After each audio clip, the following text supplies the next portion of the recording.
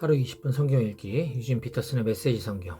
오늘은 사무엘상 1장부터 시작합니다. 사무엘상 1장. 라마다임에 한 사람이 살고 있었다. 그는 에브라임 산지의 숲이라 하는 오래된 가문의 후손으로 이름은 엘가나였다. 그는 아버지 여호람, 할아버지 엘리후, 증조부 도후를 통해 에브라임 숲 가문의 혈통을 이어받았다. 그에게 두 아내가 있었는데 첫째는 한나였고 둘째는 브닌나였다. 브닌나에게는 자녀가 있었으나 한나에게는 없었다. 이 사람은 해마다 자기가 사는 성읍에서 실로로 올라가 만군의 하나님께 예배하고 제사를 드렸다. 엘리와 그의 두 아들 홈리와 비나스가 그곳에서 하나님의 제사장으로 섬기고 있었다. 엘가나는 제사를 드릴 때마다 아내 브닌나와 그녀의 모든 자녀에게 제사 음식을 한 몫씩 나누어 주었는데 한나에게는 언제나 특별히 더 후한 몫을 주었다. 그것은 그가 한나를 지극히 사랑했기 때문이며 또한 하나님께서 한나에게 자녀를 주지 않으셨기 때문이다. 그러나 한나의 경쟁 상대인 브닌나는 한나를 모질게 조롱하고 아픈 것을 건드려 하나님께서 그녀에게 자녀를 주지 않으신 것을 계속 의식하게 했다. 그런 일이 해마다 되풀이되었다. 하나님의 성소에 갈 때에 한나는 을에 모욕당할 줄을 알았다. 한나는 끝내 눈물을 흘리며 아무것도 먹지 않았다. 남편 엘가나가 말했다. 한나여, 왜 울기만 하고 아무것도 먹지 않는 거요? 어찌하여 그토록 마음이 상한 거요? 내가 당신에게 10 아들보다 낫지 않소? 한나는 음식을 먹고 기운을 차린 뒤에 조용히 그곳을 빠져나와 성소에 들어갔다. 제사장 엘리가 하나님의 성전 입구에 늘 앉는 자리에 앉아서 직무를 보고 있었다. 슬픔에 잠긴 한나는 괴로운 마음에 하나님께 기도하며 울고 또 울었다. 한나가 서원하며 아뢰었다. 만군의 하나님, 저의 괴로움을 깊이 살피시는 하나님, 저를 외면치 마시고 저를 위해 일하셔서 저에게 아들을 주시면 제가 그 아이를 아끼지 않고 온전히 주님께 바치겠습니다. 거룩한 순종의 삶을 살도록 그 아이를 구별해 드리겠습니다. 한나가 하나님 앞에서 계속 기도하는 동안 엘리는 그녀를 유심히 보고 있었다. 한나가 마음속으로 기도하고 있었으므로 입술만 움직일 뿐 소리는 들리지 않았다. 엘리는 한나가 술에 취한다고 단정하고 그녀에게 다가가 말했다. 술에 취했구먼. 언제까지 이러고 있을 셈이요? 정신 차리시오. 한나가 말했다. 그렇지 않습니다, 제사장님. 술을 마신 것이 아니라 제 처지가 너무 슬퍼서 그렇습니다. 술이라고는 한 방울도 입에 대지 않았습니다. 그저 제 마음을 하나님께 쏟아놓았을 뿐입니다. 저를 나쁜 여자로 여기지 마십시오. 너무나 불행하고 고통스러워 이제껏 이러고 있었습니다. 엘리가 대답했다. 평안히 가시오. 이스라엘의 하나님께서 그대가 구한 것을 들어주실 것이오. 저를 좋게 여기셔서 저를 위해 기도해 주십시오. 한나는 그렇게 말하고 돌아가서 환한 얼굴로 음식을 먹었다. 엘가나 일행은 동트기 전에 일어나 하나님을 예배하고 라마에 있는 집으로 돌아갔다. 엘가나가 아내 한나와 잠자리를 같이 하니 하나님께서 한나의 간구를 들어주시기 위해 필요한 일들을 시작하셨다. 그 해가 지나기 전에 한나가 임신하여 아들을 낳았다. 한나는 내가 하나님께 이 아들을 구했다는 뜻으로 아이의 이름을 사무엘이라고 했다. 이듬해 엘가나가 하나님을 예배하여 제사를 드리고 자신의 서원을 지키려고 가족을 데리고 실로로 갈 때 한나는 함께 가지 않았다. 한나는 남편에게 말했다. 아이가 젖을 떼고 나면 내가 직접 아이를 데리고 가서 하나님 앞에 바치겠습니다. 아이가 그곳에 평생 머물게 하겠습니다. 엘가나가 아내에게 말했다. 당신 생각대로 하시오. 아이가 젖을 뗄 때까지 집에 있으시오. 하나님께서 시작하신 일을 그분께서 이루시기를 진심으로 바라오. 한나는 아이가 젖을 뗄 때까지 집에 있으면서 아이를 길렀다. 그 후 그녀는 아이를 데리고 실로로 가면서 제사 음식 재료로 가장 좋은 소 한 마리와 밀가루와 포도주를 풍성하게 마련하여 가져갔다. 그러나 홀로 떼어놓기에는 아이가 너무 어렸다. 그들은 먼저 소를 잡은 다음 아이를 엘리에게 데려갔다. 한나가 말했다. 제사장님, 제가 제사장님 앞 바로 이 자리에 서서 하나님께 기도하던 그 여자라면 믿으시겠습니까? 제가 이 아이를 구하며 기도했는데 하나님께서 제가 간구한 것을 이루어 주셨습니다. 이제 이 아이를 하나님께 바치겠습니다. 이 아이는 평생 하나님의 사람으로 살아갈 것입니다. 그런 다음에 그들은 거기서 하나님을 예배했다. 사무엘상 2장. 한나가 기도했다. 나 하나님 소식에 가슴이 터질 듯합니다. 하늘을 나는 듯합니다. 나의 원수들 이제 내게 웃음거리일 뿐. 나는 나의 구원을 노래하며 춤추렵니다. 무엇이 그 누가 하나님처럼 거룩할까? 우리 하나님처럼 높고 굳센 산이 있을까? 감히 뻐기지 마라. 잘났다고 떠들 생각하지 마라. 하나님께서 사정을 다 하시며 그분께서 사태를 다 간파하고 계시니 강자들의 무기는 다 바수어지나 약자들에게는 새 힘이 부어진다. 잘 먹고 잘 사는 자들은 길거리에 나앉아 찬밥을 구걸하나 배고팠던 이들은 상다리가 휘어져라 푸짐한 밥상을 받는다. 아이 못 낳던 여인의 집이 아이들로 바글바글하고 자식 많던 여인 곁에는 지금 아무도 없다. 하나님께서 죽음을 내리시며 또 생명을 내리신다. 무덤까지 끌어내리시며 또다시 일으키신다. 하나님께서 가난을 주시며 또 부를 주신다. 그분께서 낮추시며 또 높이신다. 그분께서 궁핍한 이들을 다시 일으켜 세우신다. 지친 인생들에게 새 희망을 주시고 인생의 품위와 존엄을 회복시켜 주시며 그들을 빛나는 자리에 앉히신다. 땅의 기초를 놓으신 분이 바로 하나님이시기 때문이다. 그분께서 반석 같은 토대 위에 당신의 일을 펼치셨다. 당신께 충실한 벗들은 그 걸음걸음을 지켜주시지만 악인들은 캄캄한 곳을 걷다가 넘어지게 놔두신다. 인생살이가 기력에 달린 것이 아니니 하나님의 원수들은 벼락을 맞고 결단날이라. 그 흘린 파편들이 산을 이루리라. 하나님께서 온 땅의 만사를 바로잡아 주시리라. 당신의 왕에게 힘을 주시며 당신의 기름 부음 받은 이를 세상의 꼭대기에 우뚝 세우시리라. 엘가나는 라마에 있는 집으로 돌아갔다. 아이는 나마 제사장 엘리의 곁에서 하나님을 섬겼다. 엘리의 아들들은 행실이 나빴다. 그들은 하나님을 몰랐고 백성 앞에서 제사장이 지켜야 할 관례 같은 것에는 관심도 없었다. 보통은 어떤 사람이 제물을 바치면 제사장의 종이 와서 고기를 삶고 있는 솥 안에 3살 갈고리를 넣어 무엇이든 갈고리에 걸려 나오는 것을 제사장의 몫으로 가져갔다. 그런데 엘리 아들들이 하나님께 제사를 드리러 실로에 오는 이스라엘 모든 사람을 대하는 방식은 달랐다. 사람들이 하나님께 지방을 태워드리기도 전에 제사장의 종이 끼어들어 그 고기 얼마를 제사장님이 구워먹게 내놓으시오. 제사장께서는 삶은 고기보다 덜 익힌 고기를 좋아하오 하고 말했다. 제사 드리던 사람이 먼저 하나님의 몫의 지방부터 태우고 나서 당신 마음대로 가져가시오 하면 종은 아니요 지금 내놓으시오. 당신이 내놓지 않으면 내가 빼앗겠소 하고 요구했다. 이 젊은 종들은 하나님 앞에서 무서운 죄를 짓고 있었다. 하나님께 드리는 거룩한 제물을 더럽힌 것이다. 이 모든 일이 일어나는 중에도 사무엘은 모시로 만든 제사장 옷을 입고 하나님을 섬겼다. 해마다 그의 어머니는 남편과 함께 제사를 드리러 올 때마다 아이의 몸에 맞게 작은 겉옷을 지어서 가져왔다. 엘리는 엘가나와 그의 아내에게 이 아이를 하나님께 바쳤으니 하나님께서 두 분 사이에 이 아이를 대신할 자녀를 주시기를 바랍니다 하고 복을 빌어주었고 부부는 이렇게 축복을 받고서 집으로 돌아가곤 했다. 하나님께서 특별한 은혜를 베푸셔서 한나는 아들 셋과 딸 둘을 더 낳았다. 어린 사무엘은 성소에 있으면서 하나님과 함께 자라났다. 엘리는 나이가 아주 많이 들었다. 그는 자기 아들들이 백성을 갈취하고 또 성소에서 돕는 여자들과 동침하고 있다는 소문을 들었다. 엘리는 아들들을 꾸짖었다. 이것이 도대체 어찌된 일이냐? 너희가 어찌하여 이런 일들을 벌이고 있느냐? 너희의 부패하고 악한 행실에 대한 이야기가 좀 채 끊이지 않는구나. 내 아들들아, 이것은 옳지 않다. 내가 듣는 이 끔찍한 소문이 하나님의 백성 사이로 퍼져나가고 있다. 너희가 사람에게 죄를 지으면 하나님의 도우심을 받을 수 있지만 하나님께 죄를 지으면 누가 너희를 도울 수 있겠느냐? 하지만 이미 불순종이 몸에 밴 아들들은 아버지의 말을 조금도 귀담아 듣지 않았다. 하나님께서는 더는 참지 못하시고 그들을 죽이기로 결정하셨다. 그러나 어린 사무엘은 자라면서 하나님의 복과 사람들의 사랑을 듬뿍 받았다. 거룩한 사람이 엘리에게 와서 말했다. 이것은 하나님의 메시지입니다. 너희 조상이 이집트에서 바로의 종으로 있을 때 내가 그들에게 나를 분명히 나타냈다. 내가 이스라엘의 모든 지파 가운데서 너희 집안을 나의 제사장으로 선택하여 제단에서 섬기고 향을 피우고 내 앞에서 제사장 옷을 입게 했다. 내가 내 조상의 집안에 이스라엘의 모든 희생제물을 맡겼다. 그런데 어찌하여 너는 예배를 위해 명령한 희생제물을 한낱 전리품처럼 취급하느냐? 어찌하여 나보다 내 아들들을 더 위하고 그들이 이 제물로 살을 찌우고 나를 무시하도록 내버려 두느냐? 그러므로 이것은 하나님의 말씀이다. 이스라엘의 하나님께서 말씀하신다. 전에 내가 너와 내 조상 집안이 영원히 내 제사장이 되리라고 했으나 이제는 명심하여라. 하나님의 말씀이다. 더 이상 그러지 않을 것이다. 나는 나를 귀히 여기는 자를 귀히 여기고 나를 우습게 여기는 자를 수치스럽게 할 것이다.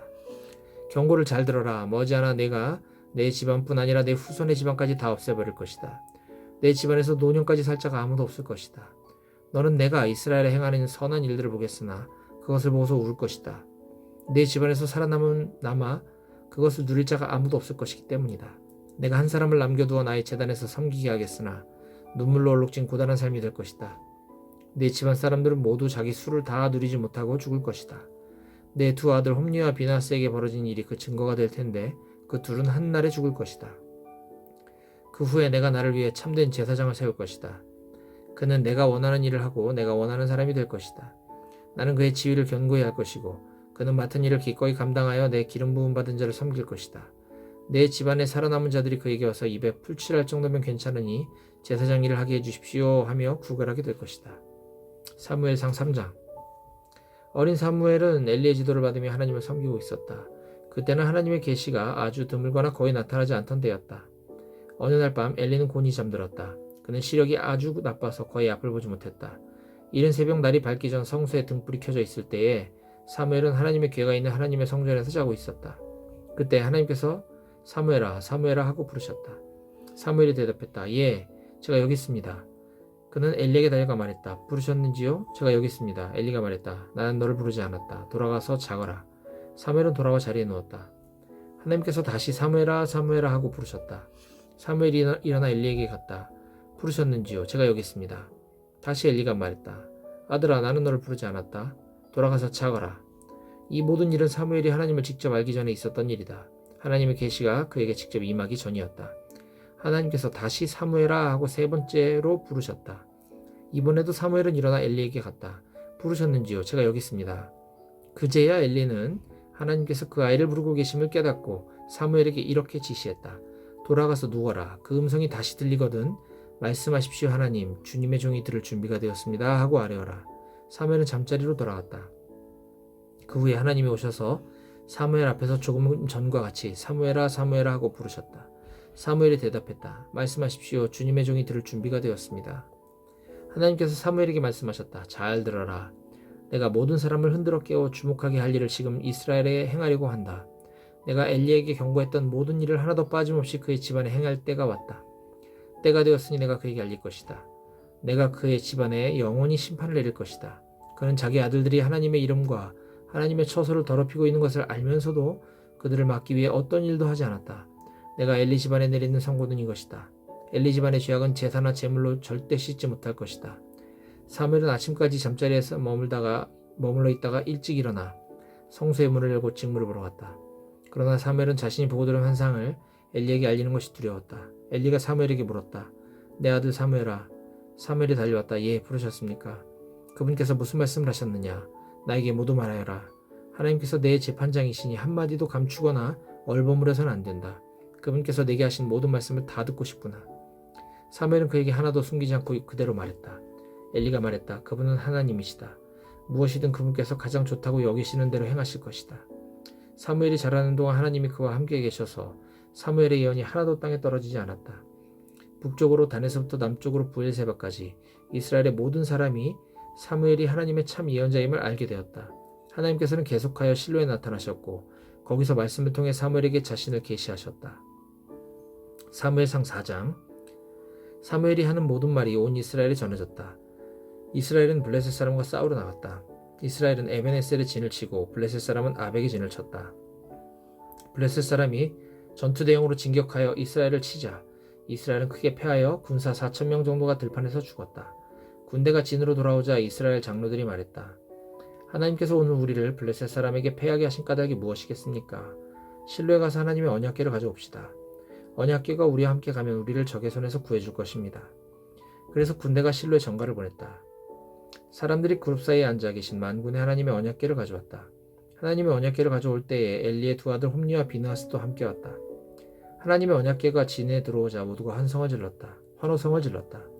그 함성은 땅을 뒤흔드는 천둥소리 같았다. 블레셋 사람은 환호하는 소리를 듣고 무슨 일인지 궁금했다. 도대체 히브리 사람들이 왜 저리 함성을 내지르지? 그러다가 그들은 하나님의 궤가 히브리 진에 들어온 것을 알았다. 블레셋 사람은 두려웠다. 이스라엘의 진에 그들의 신이 들어갔다. 여태까지 이런 일은 한 번도 없었다. 이제 우린 끝장이다. 이 강력한 신의 손에서 누가 우리를 구원할 수 있겠는가? 이 신은 저 광야에서 온갖 재앙으로 이집트 사람들을 친 바로 그 신이다. 블레셋 사람아, 일어나라. 용기를 내어라. 히브리 사람들이 우리의 종이 되었던 것처럼 이제 우리가 그들의 종이 되게 생겼다. 너희의 근성을 보여주어라. 목숨을 걸고 싸워라. 그들은 죽을 각오로 싸웠다. 결국 큰 승리를 거두었다. 그들이 이스라엘을 무참히 쳐부수었고 이스라엘은 필사적으로 도망쳤다. 이스라엘 군사 3만 명이 죽었다. 그것도 모자라 하나님의 궤마저 빼앗기고 엘리의 두 아들 홈리와 비느하스도 죽었다. 곧바로 베냐민 사람 하나가 전쟁터에서 빠져나와 실로에 이르렀다. 웃옷은 찢어지고 얼굴은 흙투성이가 된 채로 그가 성읍에 들어섰다. 엘리는 하나님의 궤가 몹시 걱정이 되어서 길 옆 의자에 앉아 꼼짝 않고 있었다. 그 사람이 곧장 성읍으로 달려와 슬픈 소식을 전하자 모두가 슬피 울고 크게 두려워했다. 엘리가 울부짖는 소리를 듣고 물었다. 어찌 이리 소란스러운가? 그 사람이 급히 다가와서 보고했다. 엘리는 그때 98위였고 앞을 보지 못했다. 그 사람이 엘리에게 말했다. 제가 방금 전쟁터에서 왔는데 겨우 목숨을 건졌습니다. 엘리가 말했다. 그래 내 아들아, 어떻게 되었느냐? 그 사람이 대답했다. 이스라엘이 블레셋 사람 앞에서 뿔뿔이 흩어졌습니다. 엄청난 피해를 입은 참패입니다. 제사장님의 아들 홈리와 비느하스도 전사했고 하나님의 궤도 빼앗겼습니다. 하나님의 궤라는 말을 듣는 순간 엘리는 앉아있던 문 옆의 의자에서 뒤로 넘어졌다. 노인인데다 아주 뚱뚱했던 엘리는 넘어지면서 목이 부러져 죽었다. 그는 40년 동안 이스라엘을 이끌었다. 엘리의 며느리인 비나스의 임신한 아내가 곧 해산하려던 참이었다. 하나님의 궤를 빼앗기고 시아버지와 남편마저 죽었다는 말을 들은 뒤에 그녀는 아이를 낳기 위해 무릎을 구부린 채 심한 진통에 들어갔다. 산모가 죽어가는데 산파가 두려워하지 마세요. 아들을 낳았습니다. 하고 말했다. 그러나 산모는 그 말에 아무 반응도 보이지 않았다. 하나님의 궤를 빼앗기고 시아버지와 남편이 죽었으므로 그녀는 하나님의 궤를 빼앗겼으니 이스라엘에서의 하나님의 영광이 떠났다 하며 아이 이름을 이가봇, 영광이 사라졌다라고 했다. 사무엘상 5장. 하나님의 궤를 빼앗은 블레셋 사람은 그 궤를 에베네셀의 아스도스로 옮긴 다음 다곤 신전 안으로 가지고 들어가 다곤상 옆에 나란히 놓았다. 이튿날 아침 아스돗 주민들이 일어났다가 다곤이 하나님의 궤 앞에 얼굴을 쳐박고 바닥에 쓰러져 있는 것을 보고 깜짝 놀랐다. 그들은 다곤을 일으켜 다시 제자리에 뒀다. 그 이튿날 아침에 그들이 일어나자마자 가보니 다곤이 다시 하나님의 궤 앞에 얼굴을 쳐박고 바닥에 쓰러져 있었다. 다곤의 머리와 두 팔은 부러져 입구에 널브러져 있었고 몸통만 남아 있었다. 그래서 다곤의 제사장과 아스돗에 있는 다곤 신전을 방문하는 사람들은 지금도 문지방을 밟지 않는다. 하나님께서 아스돗 주민들을 엄히 다루셨다. 종양으로 그들을 쳐서 그 지역을 황폐하게 만드셨다. 성읍과 그 주변 지역도 마찬가지였다. 또한 그들 사이에 쥐를 풀어놓으셨다. 쥐들이 그곳에 있는 배들에서 뛰쳐나와 온 성읍에 우울거렸다. 모든 사람이 두려움에 휩싸였다. 아스돗의 지도자들이 그 광경을 보고 결정을 내렸다. 이스라엘의 신의 궤를 떠나보내야 합니다. 이 물건은 우리가 감당할 수 없고 우리의 신 다곤도 감당할 수 없습니다. 그들은 블레셋 지도자들을 모두 불러놓고 물었다. 어떻게 하면 우리가 이스라엘 신의 궤를 치울 수 있겠소? 지도자들의 뜻이 일치했다. 그 궤를 가드로 옮기시오. 그래서 그들은 하나님의 궤를 가드로 옮겼다. 그러나 하나님의 궤를 가드로 옮기자마자 하나님께서 그 성읍도 무섭게 내리치셨다. 성읍 전체가 큰 혼란에 빠졌다. 하나님께서 종양으로 그들을 치신 것이다. 어른 아이 할 것 없이 성읍 모든 사람에게 종양이 생겼다. 그래서 그들은 하나님의 궤를 에그론으로 보냈다. 그러나 궤가 성읍으로 들어오려고 하자 그곳 백성이 소리쳐 항의했다. 이스라엘 하나님의 궤를 이리로 가져오시오. 이스라엘 하나님의 궤를 이리로 가져오다니 우리를 다 죽일 셈이요. 그들은 블레셋의 지도자들을 불러 모아 이렇게 요구했다. 이스라엘 하나님의 궤를 여기서 가지고 나가서 왔던 곳으로 돌려보내시오. 이러다 우리 모두 죽겠소. 하나님의 궤가 나타나자 모두가 심한 두려움에 사로잡혔다.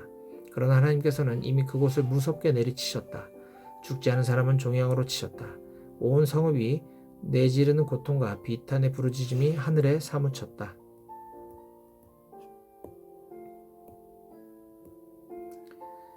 사무엘상 7장.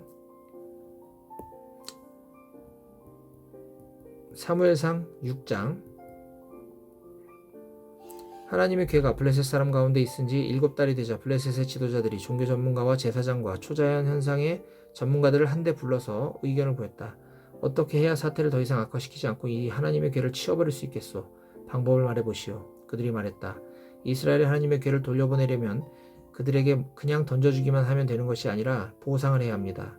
그러면 여러분의 병이 나을 것입니다. 여러분이 다시 깨끗해지고 나면 여러분을 향한 하나님의 태도도 누그러지실 것입니다. 어찌 그러지 않으시겠습니까? 정확하게 무엇이면 충분한 보상이 되겠소? 그들이 대답했다. 블레셋 지도자들의 수에 맞추어 금종양 5개와 금쥐 5개로 하십시오. 지도자와 백성 할 것 없이 모두가 똑같이 재앙을 당했으니 이 땅을 휩쓰고 있는 종양과 쥐 모양을 만들고 그것들을 제물로 바쳐 이스라엘의 하나님께 영광을 돌리십시오. 그러면 혹시 그분의 마음이 누그러져 여러분과 여러분의 신들과 여러분의 땅을 향한 노여움이 가라앉을지 모릅니다.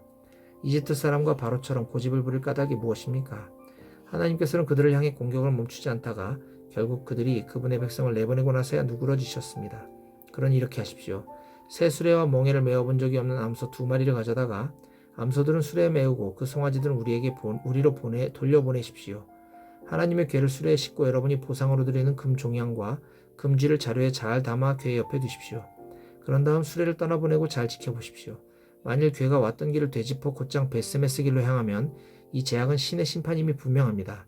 그렇지 않으면 이 일은 하나님과 아무 상관없이 그저 우연히 일어난 일이라고 생각하면 됩니다. 블레셋 지도자들은 그 제안대로 했다. 암소 2마리를 수레에 메우고 그 송아지들은 우리에 두고 하나님의 궤를 금쥐와 금종양이 든 자루와 함께 수레에 실었다. 암소들은 울음소리를 내며 궤가 왔던 길을 되짚어 곧장 베세메스 길로 갔는데 오른쪽으로나 왼쪽으로 조금도 벗어나지 않았다. 블레셋의 지도자들은 베스메스 경계까지 수레를 따라갔다. 그때의 베스메스 사람들이 골짜기에서 밀을 추수하고 있었다. 눈을 들어 괴를 본 그들은 뛸 듯이 기뻐하며 달려나와 맞았다. 수레는 베스메스 사람 여호수아의 밭에 들어서서 그곳에 있는 큰 바위 곁에 멈추었다. 추수하던 사람들이 수레를 조각조각 뜯어내 장작으로 쓰고 암소들을 잡아 하나님께 번제물로 바쳤다. 레위 사람들은 하나님의 궤와 금제물이 든 자루를 맡아서 그 바위 위에 올려놓았다. 그날 베스메스 사람들 모두가 제사를 드리며 진심으로 하나님을 예배했다. 블레셋의 5 지도자는 이것을 모두 확인하고 나서 그날로 에그론으로 돌아갔다. 블레셋 사람은 아스돗, 가사, 아스글론, 가드, 에그론 성읍들을 위한 보상으로 금종양 5개를 바쳤다. 금쥐 5개는 5 지도자가 통치하는 크고 작은 블레셋 성읍의 수에 맞춘 것이었다. 그들이 하나님의 궤를 올려놓았던 큰 바위는 지금도 그곳 베스메스에 있는 여호수아의 밭에 기념물로 남아있다. 호기심에 못 이겨 무리의 하나님의 궤를 들여다본 베스메스 사람 중에 얼마를 하나님께서 치시니 70명이 죽었다. 하나님께서 엄하게 치시자 온 성읍이 휘청이며 슬픔에 빠져 물었다. 누가 능히 하나님, 이 거룩하신 하나님 앞에 설 수 있겠는가? 누구를 데려다 이 궤를 다른 곳으로 가져가게 할 수 있을까? 그들은 기럇 여아림에 전령을 보내 말했다. 블레셋 사람이 하나님의 궤를 돌려보냈습니다. 내려와서 가져가십시오.